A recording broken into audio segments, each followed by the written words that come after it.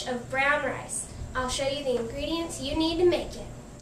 This is what you'll need to make the brown rice.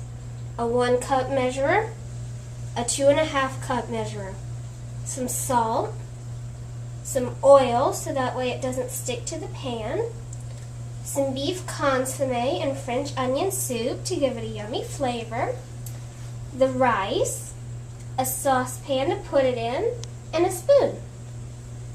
So now it's time to measure out the liquid. Today we're using French onion soup and beef consomme. We're going to put the beef consomme in first. And the reason we're using this is because it just gives it a nice, rich flavor. And now the French onion soup. This gives it that nice oniony flavor, and it's just better than broth. Exactly 2½ cups. Perfect. So now that we have our 2½ cups of liquid, you pour that into a medium saucepan. And now make sure you grab an adult or have an adult's permission to turn your burner on about medium-high. Now that we have our liquid in the pan and you've asked an adult's permission to turn the burner on medium-high, we're going to wait for that to come to a boil and then put the rice in.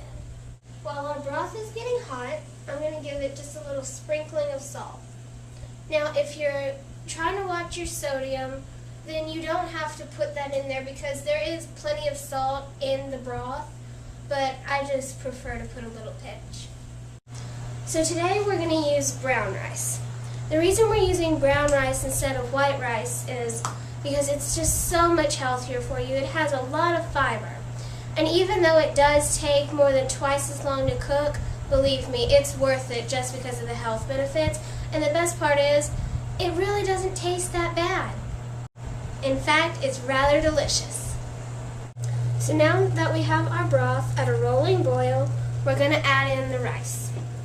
What you do is make sure you have an adult nearby when you do this, first and foremost. Otherwise, I will hit you with the spoon. No, just kidding. Okay, so you want to slowly pour in your rice, and you stir while you do this.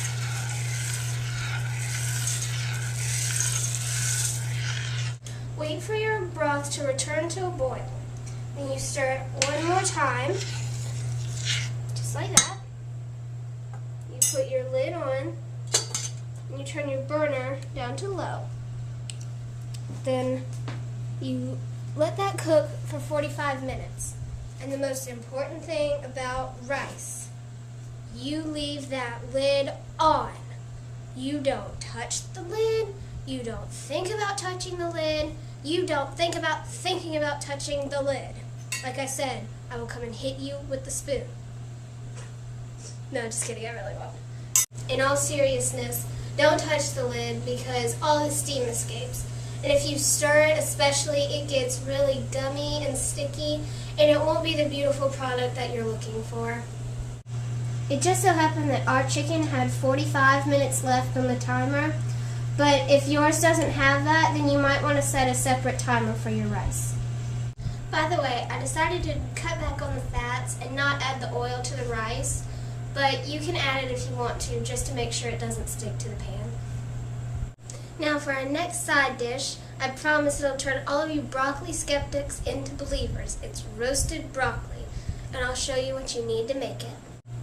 What you'll need is a foil-lined baking sheet, a Ziploc container to shake it in.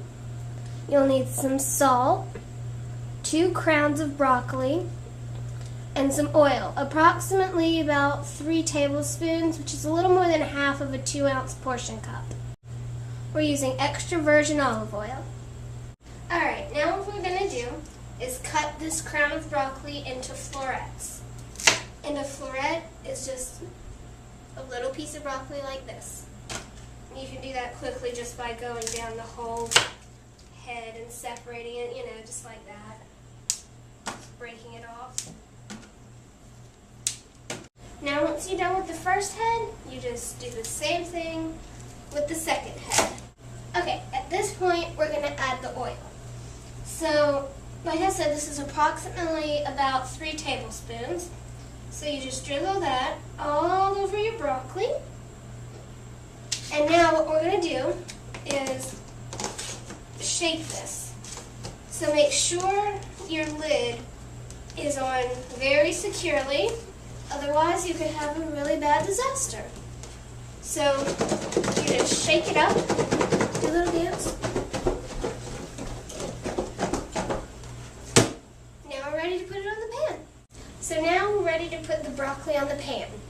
You want to line a baking sheet with aluminum foil so that way the broccoli doesn't stick to your pan. So now what we're going to do is just arrange the broccoli on the pan. And I know what you're thinking, like, oh, broccoli, ew. No, this is absolutely delicious. It really doesn't taste like broccoli, I promise. Because when you put it in the oven, it almost sweetens the flavor of the broccoli. And you get a nice caramelization on it. It's really good. So now that you've put the oil on your broccoli and spread it out on the sheet pan, you just sprinkle it with salt.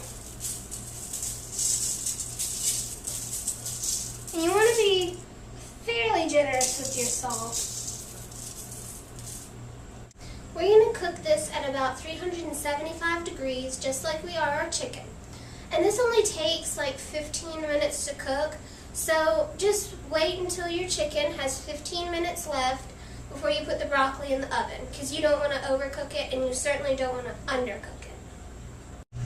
Now that there's 15 minutes left, grab a pan or guardian and put the broccoli in the oven.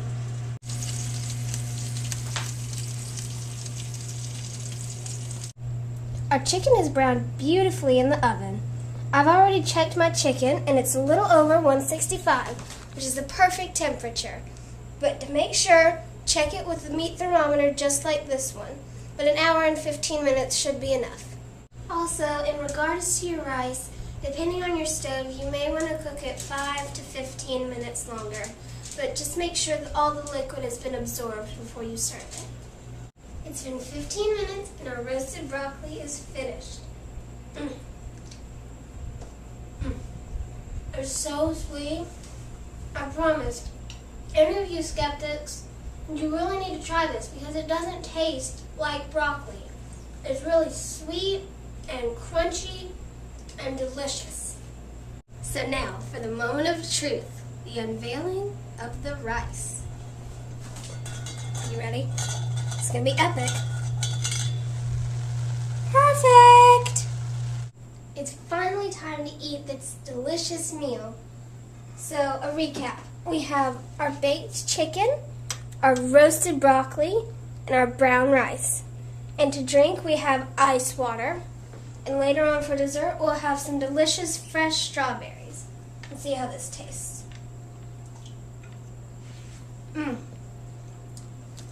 So good. You can really taste the onions and the richness from the beef consomme. Let's see how this broccoli tastes.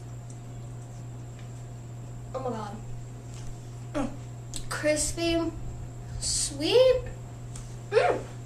And now for the chicken. Oh my god. Tender, juicy, and so flavorful. Thank you so much for watching Healthy Tween Cuisine, and tune in next time for another easy, healthy, and delicious meal.